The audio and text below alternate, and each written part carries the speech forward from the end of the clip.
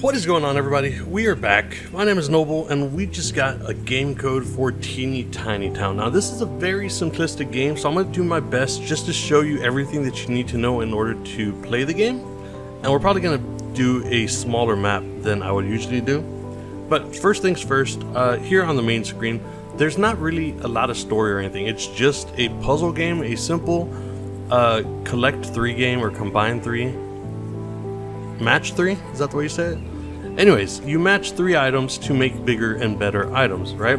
So you do have a creative mode, which you can just build whatever you want, build your own little city or whatever the case is. That's really up to you, but the main game is in the selected maps. Now again, there's not a story, you just pick whatever map you want to play. They've got hex maps and they've got regular maps like this, and they vary in size for each one. I'm going to pick one of the smaller ones and hope that I can still show you everything that I need to. I think 5x5 might be the smallest one. Okay, so we're going to try this map here. And we're going to play it, right? Actually, before we do that, there are a couple of things that we should maybe check out at the front screen. So, if you need to know how to use things, they have a description of everything that you can do here, right? So it shows you how to use things. I was kind of confused on how cranes work. Cranes are used as like a wild card to combine 2 items whenever you don't have a third. So that's important. If you need any help with learning how to use any of the items, you can go here and figure that out. Now besides that, they also have a daytime mode or like a nighttime mode depending on what you're feeling. Personally, I like playing in the nighttime mode, but I will be doing this video in the daytime just so that you can see what the game looks like. And we're going to click on continue, and we're just going to go into this map and try to show you what you need to know. So before we do this, let's try to restart it. That way we start from the beginning. And this is what you got. So you have to match 3 items. Now be careful, because I always look up here at what's next and I don't really pay attention to what the active item is. So that can mess you up. And what I usually want to do is make rows of 3, right? Because that'll combine and make a final thing. But the way that the combination works is that they all combine on the last thing that you place. So even if I was to try to make trees for here, and if I were to place this like so, the tree, even though I'm trying to make a combo over here, because this is the last thing that I'm placing, the tree's gonna end up over here. So you really have to think about it backwards and plan your combinations in that way. Now additionally, you can store items. So this is just a shrub, we're gonna put that down here. We still have another shrub, put it down there, and it is going to give you a lot of the smaller things first, and it wants you to start from the smallest thing and create the biggest thing that you can, right? So additionally, you do have some power-ups here. I don't have a lot of money right now, so I can't really show you everything, but you have a power-up here. This is a swap, so you can choose what you want to swap. So this tree that I just created, I kind of messed up, I didn't want it here. You can click on that and move it to where you want. Now you have a very limited amount of swaps, and you can buy more, but the more that you buy, the more expensive they get. A bulldozer is another power-up that you got, and that will simply clear the space that you want to clear. Now you do have an undo button, and I think you can use that as many times as you want, and it'll put you back to the previous move. So that's a thing that you can choose to do. And then up here is your score, along with the total turns that you've made. You have your next item, you have your goal for points, and once you reach this goal, you'll get a reward, whether it's more of the power-ups that you have down here, cash, or possibly other power-ups that you might not have yet. This is how much money you've got, and then this little hammer icon is your store. And this is where you can buy items if you have the money for them. Like I said, you got the bulldozer, you got swap. The cranes, once again, is like a wild card, so if you only have 2 items and you want to combine them, you can use a crane as the 3rd item. And I've never actually used the lighthouse, so let's see if we can get 500 coins and check out what the lighthouse does. Now additionally, on top of that, you can buy what you need if you want to combine stuff. But for now, let's just try to make some good combos. Now, once again, you have to think about it backwards. So there's 2 trees here. I want to place a tree here. And actually, we're fixing to get a tree.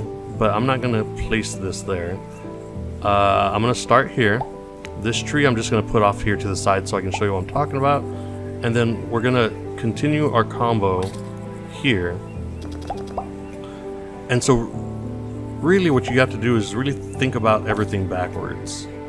So I'm going to trade this in and keep that for now. I'll place this here. Do the same thing here. And these are going to combine. Even though I didn't really want them to, that's going to make things a little bit harder. But we do have a tree in our inventory, so we can actually save that right there. And again, that's the entire game, right? I think it's relaxing with the music and stuff like that. It's very chill. It's low poly, which I kind of like that art style. I've always liked that art style. And that's basically the game. So I'm not going to talk all that much more. I don't want to bore you guys. But I am going to try to get to 500 gold. And try to see what that lighthouse does. Now I should mention, I don't think that you get gold until you build houses. Ooh, and I just messed this up right here. So we might not even be able to do it on this map, to be honest. But we're gonna try. I just messed that up horribly. We do have this, so let's move this over here. And let's try to save this if we can.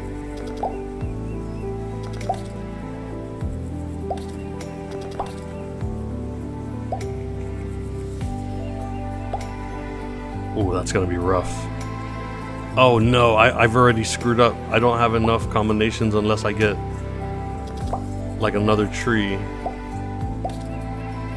We have this rock here.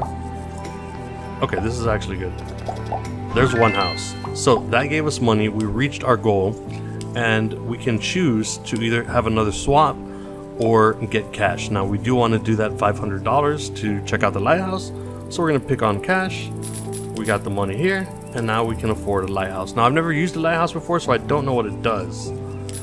Lighthouses, introducing the lighthouses. Lighthouses must be constructed exclusively on water tiles. Their unique ability enables them to double the gold yield from every surrounding house in proximity to the lighthouse. Oof, so that actually makes it kind of tough.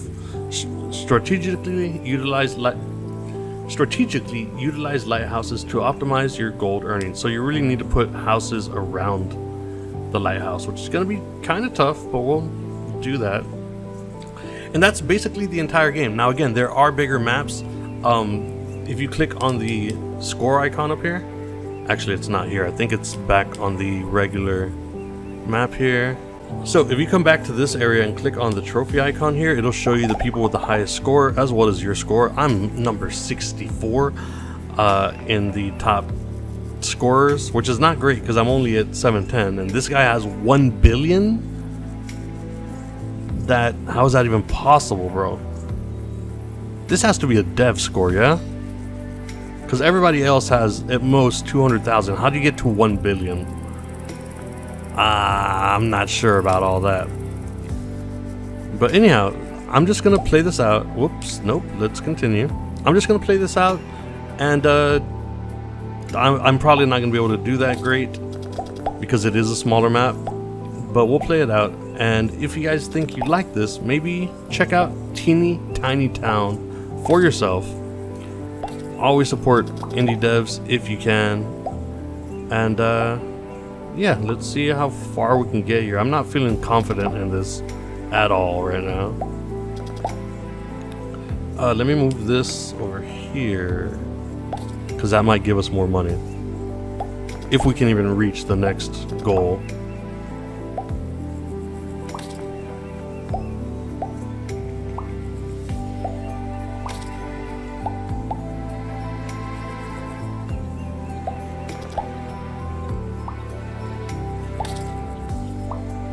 Oof, I'm already getting close to the end here.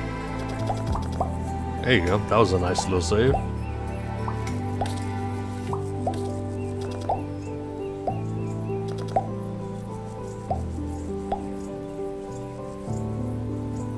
that's so not what I wanted.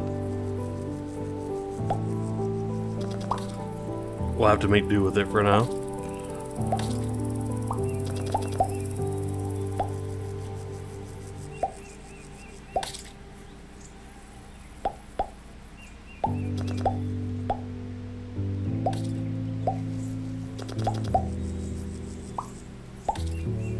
I'm quickly running out of space here.